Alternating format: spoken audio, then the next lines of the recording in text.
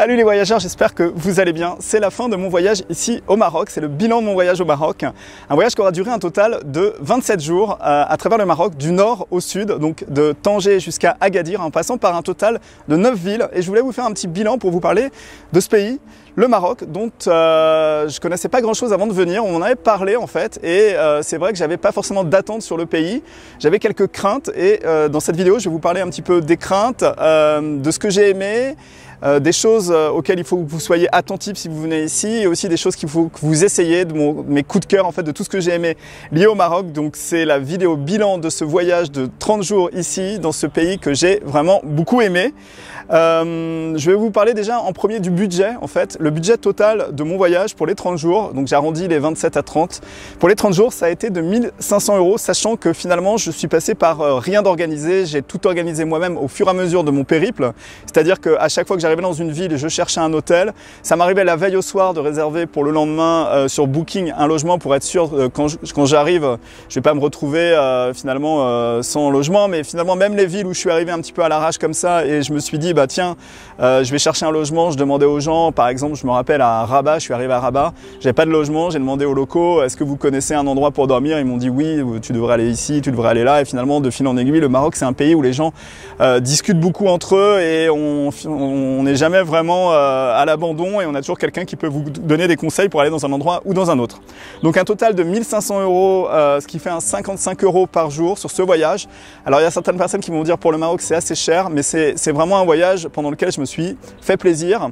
Les logements, j'ai en général dépensé entre 20 et 30 € et le reste, c'était les petites dépenses type le bus, la nourriture, les petits déjeuners, les oranges pressées à droite à gauche. Donc c'était vraiment...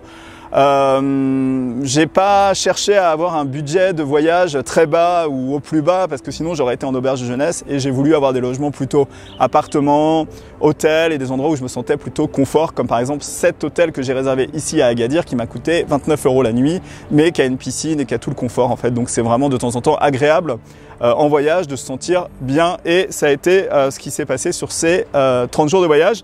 Donc 55 € par jour de budget, c'est ce que j'ai dépensé ici au Maroc, de chez moi jusqu'à chez moi, c'est-à-dire j'ai tout compté, les billets d'avion, la nourriture, les transferts et tout. Donc c'est un budget de 55 € qui est un budget inférieur à ce que j'avais dépensé quand j'avais été dans les pays de l'Est, par exemple en Pologne, Slovaquie et tout ça, j'avais dépensé 85 € par jour. Voilà.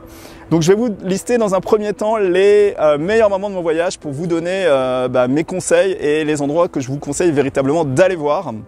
Donc j'ai fait le top 3 des meilleurs moments de ce voyage comme d'habitude. Si vous suivez mes aventures, vous savez que j'aime bien faire le top 3 des moments de mon voyage. Et ça commence par le désert du Sahara. Et là, ça a été un véritable coup de cœur. J'ai adoré le désert du Sahara, c'était magique.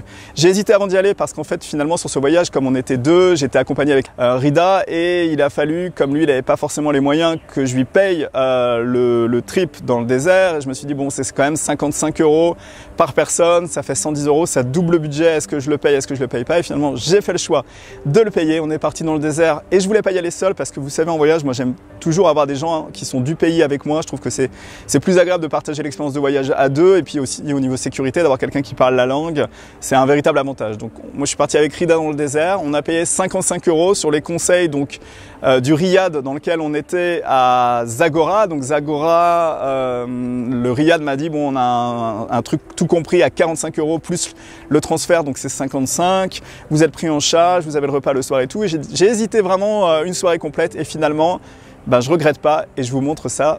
Je vous montre pourquoi je regrette pas, parce que c'était juste sublime. On regarde ça et je vous reprends après.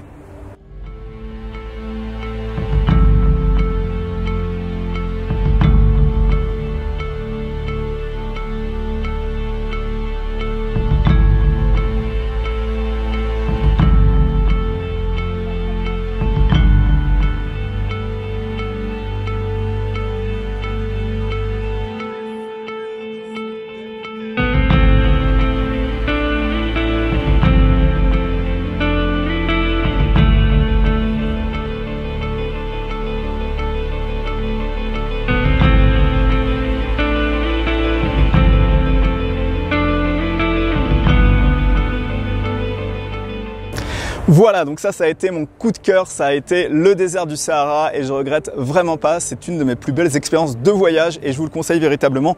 Si vous venez ici, je vous mets d'ailleurs le lien dans la description de l'organisme qui nous a organisé le tour dans le désert. Si vous voulez y aller, vous pouvez passer par eux. Ils ont été très sérieux. C'était un petit peu bizarre comme aventure parce qu'on se retrouve vraiment au milieu de nulle part, mais ils ont vraiment bien organisé. Merci au Sahara Peace Travel, un truc comme ça, donc très bien. Si vous devez y aller, pensez à passer peut-être par eux. En numéro 2, mon coup de cœur numéro 2, ça a été Chefchaouen ou la Ville Bleue. Et encore une fois, au début, je me suis dit est-ce que j'y vais, est-ce que j'y vais pas? Et en fait, j'y ai été sur les conseils de Hicham, donc Hicham qui est du Maroc. Il m'a dit tu devrais aller voir cette ville-là. Plusieurs touristes m'ont dit aussi d'y aller et la ville a été un véritable coup de cœur. J'ai adoré Chefchaouen, ça a été juste magnifique. Je vous montre quelques images et je vous reprends juste après.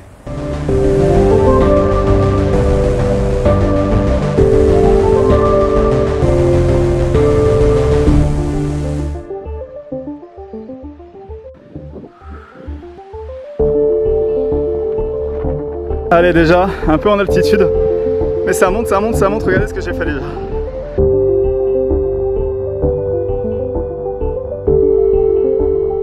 Voilà, ça c'était Chefchaouen, la perle bleue du Maroc, une ville magnifique et j'ai adoré, j'ai juste adoré, j'ai trouvé que la ville était extraordinairement belle. C'était une très très belle aventure que d'aller visiter la ville bleue du Maroc. Donc si vous venez au Maroc, pensez à faire un détour par Chefchaouen, Chaouen comme disent ici les locaux. Numéro 3, ça a été Marrakech. Alors pourquoi Marrakech? Marrakech, j'avais déjà fait quasiment 20 jours de voyage et je suis arrivé à Marrakech et les 20 jours du voyage, c'était les villes du nord jusqu'à Casablanca et j'avais pas véritablement trouvé ça très touristique, mais en arrivant à Marrakech, je me suis pris une claque. Je suis arrivé sur la place Djemma El Fna, qui est la place principale où il y a tous les touristes qui viennent et toutes les attractions et tout ça. Et il y a eu un moment donné, j'ai détesté. Je me suis dit, c'est horrible cette place, c'est vraiment un piège à touristes et tout. Et au fur et à mesure, j'ai commencé à comprendre en fait que la place, il y avait beaucoup d'énergie, il y avait beaucoup de choses qui se passaient sur cette place-là et qu'il fallait l'apprivoiser, il fallait la dompter cette place, il fallait la comprendre. Et à force finalement de m'y balader le jour, la nuit, j'ai fini par l'adorer et je suis passé d'un état de je déteste à un état de j'adore et j'ai vraiment adoré cette place. J'y suis passé quelques fois d'ailleurs la nuit pour faire quelques timelapses et filmer un petit peu l'ambiance de nuit. Et je vous remonte quelques images et je vous reprends juste après.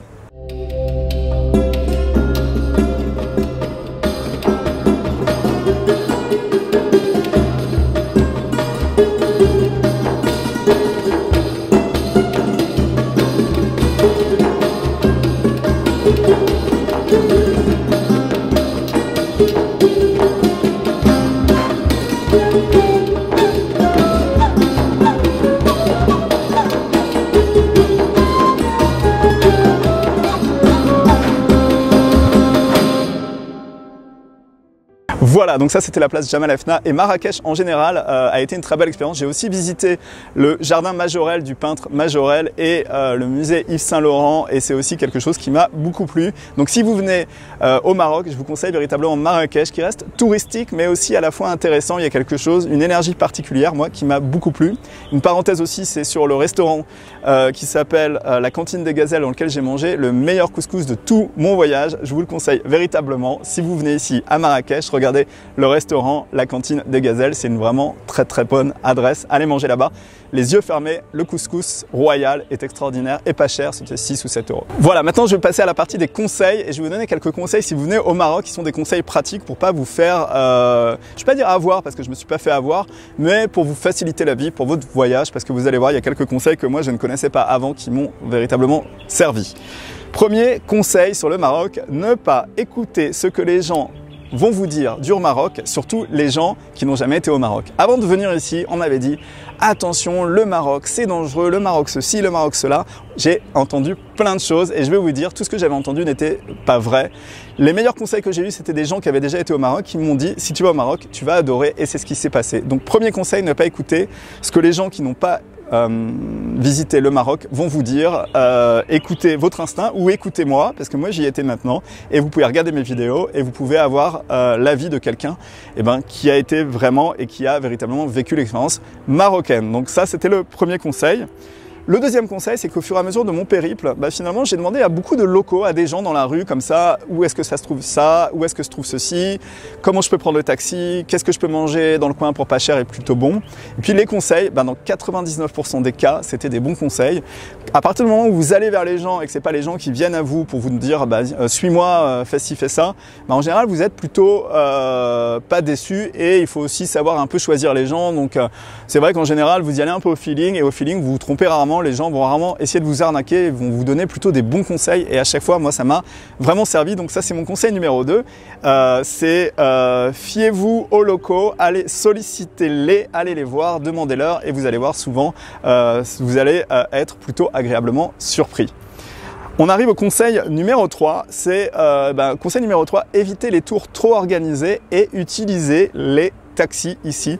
Finalement, moi j'avais peur de prendre les taxis en arrivant et Hicham m'a un petit peu expliqué le système des taxis. Donc dans les centres-villes, on a les petits taxis qui fonctionnent au compteur et dès qu'on sort un petit peu du centre-ville, dans l'agglomération, la grande ville en fait, on a les grands taxis qui vont plus loin et qui relient des fois une ville A avec une ville B. Donc ce qu'il faut faire, c'est que souvent par ville, il y a une couleur de taxi. Donc par exemple ici, à Agadir, c'est les taxis qui sont, je crois, beige ou rouge, je sais plus. Bon, bref, en fonction des villes, il y a des couleurs de taxi et ce qu'on appelle les petits taxis et cela fonctionne au compteur. Donc, si vous rentrez dans un petit taxi et qui ne met pas le compteur, vous sortez ou alors vous négociez le prix à pas cher parce que c'est souvent pas très cher. Mais en général, ça vous coûte 10 ou 20 dirhams, ce qui représente 1 ou 2 euros. Donc ça, c'était souvent ce que j'ai fait moi ici, c'était prendre les petits taxis. Et dès que j'allais d'une ville à une autre, je prenais soit les bus, soit les grands taxis. Et les grands taxis, par exemple, pour relier, je vous donne un exemple, pour aller de Tanger à Chefchaouen, ça m'a coûté 5 ou 6 euros. C'est toujours moins de 10 euros, donc c'est pas très cher. Et ce qu'ils font dans les grands taxis, c'est qu'ils remplissent. Et quand le grand taxi est rempli, quand la voiture est remplie avec les 6 personnes, et dans ces cas-là, la voiture part. Donc des fois on attend un peu, des fois on attend un petit peu plus. Mais c'est aussi ça le Maroc en fait. Il faut savoir être patient et ne pas être trop exigeant. Et c'est souvent aussi l'occasion dans les grands taxis de discuter avec les gens pendant des heures. Et c'est comme ça que moi, en arrivant à Chefchaouen, j'ai eu un logement sur les conseils de la personne avec qui j'avais discuté dans le grand taxi. Voilà, ça c'était mon conseil numéro 3, c'était utiliser les petits taxis, les grands taxis. On arrive au conseil numéro 4. Conseil numéro 4, c'est n'ayez pas peur de goûter tout ce que vous trouvez comme nourriture. J'ai vraiment été goûter tout ici et je n'ai pas été malade du tout. Donc je vous recommande vraiment, n'hésitez pas à manger les brochettes dans la rue, les trucs. En général, le conseil que je peux vous donner par contre, c'est d'éviter les petits restos qui sont un peu perdus et où il n'y a pas trop de passage. Mais les grandes artères où vous avez les mecs qui grillent la viande dans la rue et tout ça, souvent il y a un turnover et j'en ai goûté plein et franchement j'ai pas été malade. J'ai mangé des sandwichs à 5 dirhams, c'est-à-dire 50 centimes avec de la viande, des oignons, des choses comme ça et franchement je me suis souvent régalé. Donc n'hésitez pas à goûter toutes les spécialités traditionnelles ici, mais aussi la cuisine de rue, la street food. Sur ce voyage, j'ai noté quelques points d'organisation, à commencer par numéro 1, le sac Peak Design que j'ai acheté, le Everyday Backpack, s'est révélé vraiment extrêmement pratique. J'ai mis toutes mes affaires de valeur dedans et à chaque fois que j'étais insécure à laisser ma valise quelque part ou à aller faire quelque chose, j'avais mon petit sac à dos sur les épaules, il se porte très bien, il est très pratique et je vous promets que je vais vous faire une vidéo pour vous en parler très rapidement.